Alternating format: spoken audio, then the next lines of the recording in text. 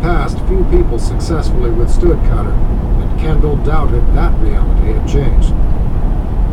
He had envisioned all manner of torture during the night, fear allowing him little sleep, and he thought of escape, of even throwing himself off this mountain, dashed by his ever-present shadow. Even now, Mateo's hulking form stood guard by the balcony door, trying to steer the conversation away from what was to come. Kendall eyed his escort. Mateo, he's native to these jungles, as is his sister, your wife. What tribe are they from? Kuntsu? Maybe Yanomami? From his days searching rainforests and jungles for extremophiles, Kendall was familiar with several Brazilian indigenous tribes. You look upon them with the eyes of a Westerner, Cutter scolded. Each tribe is very distinct once you've lived among them. Mateo and my wife are actually members of the Makushi tribe's people. That tribe is a subgroup local to this region. They've lived in these forests for thousands of years. As much a part of nature here as any leaf, flower, or burrowing snake. Their people are also unique in another way. How? He asked, hoping to keep the conversation along this track.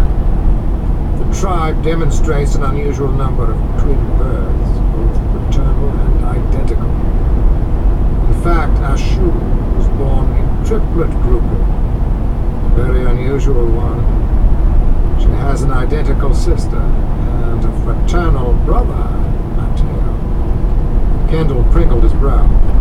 2 identical girls and a boy. He had heard of such unusual cases. A woman gave birth to identical twins along with a fraternal third on a singleton. While births like that did occur naturally, it was more often the result of fertility drugs. Kendall lowered his voice, curiosity getting the better of him. Do you think Mateo, being born a singleton, could it account for his unusual size? Possibly. Maybe a genetic anomaly secondary to just a strange triplet configuration. But what I find more fascinating is the tribe's unusual record of multiple births. It makes me wonder if there isn't some naturally occurring analog to a fertility drug.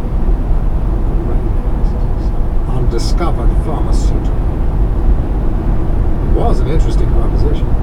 The rainforests were a source of a great number of new drugs, from a cure for malaria to some powerful anti-cancer medications. And there were surely hundreds of other discoveries still to be made. That is, if the rainforests continued to thrive, instead of being slashed and burned for farmland, cut down by logging companies. But this raised another question. You know a lot about this tribe, Kendall said. You recruited them into working. So, how did you gain that level of cooperation, especially up here?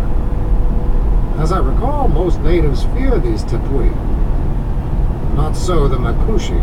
They revere these plateaus as the homes of the gods, believing that the ancient tunnels, caves, and sinkholes are passageways to their underworld. Our great giants pass on the wisdom of the ages